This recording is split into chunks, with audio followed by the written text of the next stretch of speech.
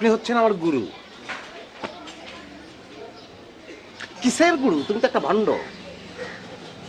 তুই তো একটা ইতরের বাচ্চা, তুই একটা ইতরের বাচ্চা রে।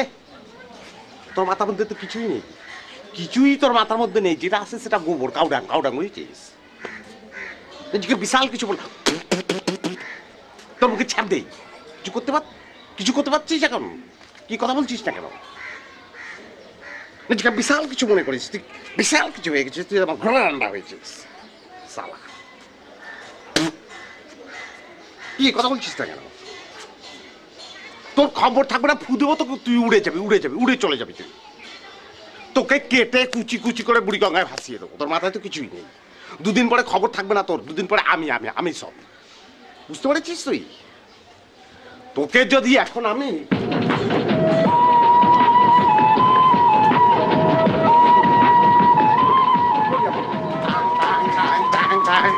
সালা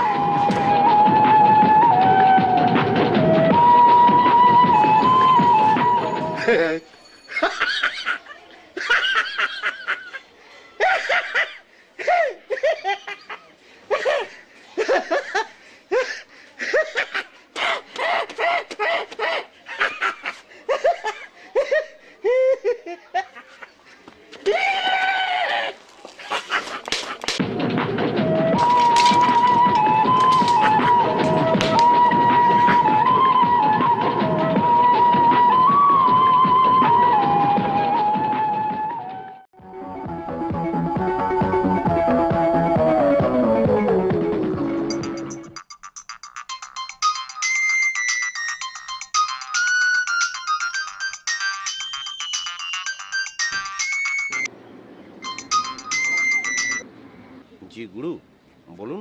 এই এই তুমি আমার ফোন ধরো না কেন? হ্যাঁ, তুমি যেখানে যেখানে আড্ডা দাও সমস্ত জায়গায় আমি লোক পাঠিয়েছি, তুমি পালিয়ে বেড়াচ্ছ। তুমি দেখা করো না কেন আমার সাথে? তুমি আমার সাথে কি ছিনিমিনি খেলছো আমার সাথে বলো তো? হ্যাঁ শিশি গুরু কি বলছেন? আপনাকে আমি সিনেমিনি খেলবো কেন? আপনার উপর তো আমার কোনো রাগ নেই গুরু। রাগ নেই মানে? আমার উপর তোমার যথেষ্ট রাগ আছে। তুমি আমার ডামি বানিয়ে তুমি আমার ডামিকে অশ্রাব্য ভাষায় গালাগাল করছো, আর তুমি বলছো তোমার রাগ নেই মানে? শিশি গুরু আপনি এগুলো কি বলছেন গুরু? অনুগতের ভাব দেখাও না।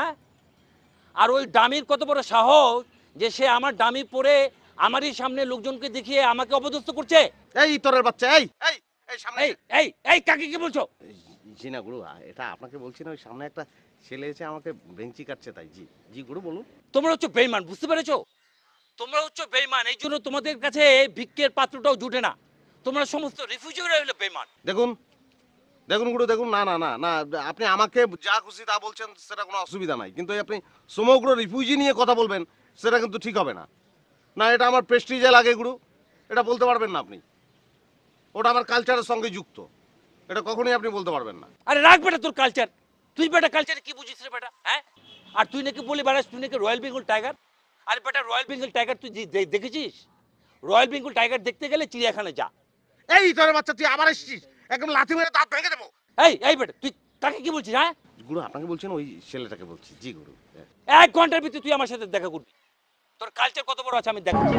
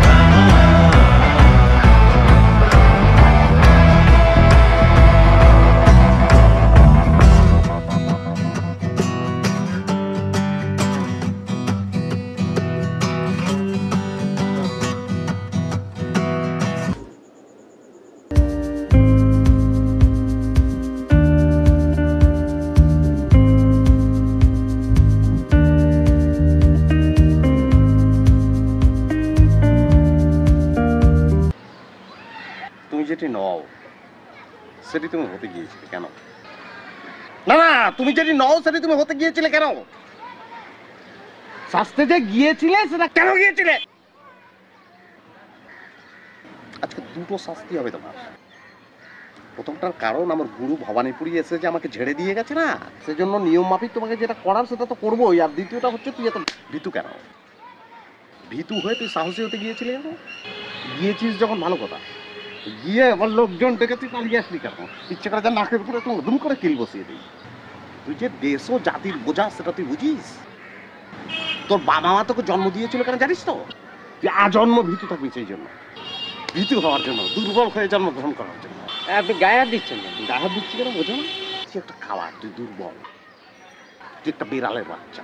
তুই সত্যিকারের রয়্যাল বেঙ্গল টাইগার আজকে দেখবি। তুই এখন দেখবি সত্যিকারের রয়্যাল বেঙ্গল টাইগার কি। মিমু কর, মিমু করে ডাক, কর মিমুই কর, ডাক, আবার ডাক। দুধ খাবি? দুধ দুধ দুধ খাবি? মিমু করছিস না করে, করতে করতে বলছি না তোকে, কর। সে করতে গেলে ধরে একদম নাকের উপরে কিল বসিয়ে দিবি। গায়ে হাত দিচ্ছেন কেন? গায়ের দর তুই কি দেখেছিস? কেন তো গায়ে হাত তোমার গায়ে তোমার গায়ে তোমার গায়ে তোমার গায়ে তোমার গায়ে কেন হাত দিচ্ছি তুমি বুঝতে পারছো না? তুই ওঠ, মারছেন কেন? তোকে নির্জন জায়গায় গিয়ে ভালো করে বোঝাবো। ওঠ কাদের উপর, মিমু কর, মিমু কর, নাহলে কার থেকে ফেলে দিলাম। বল।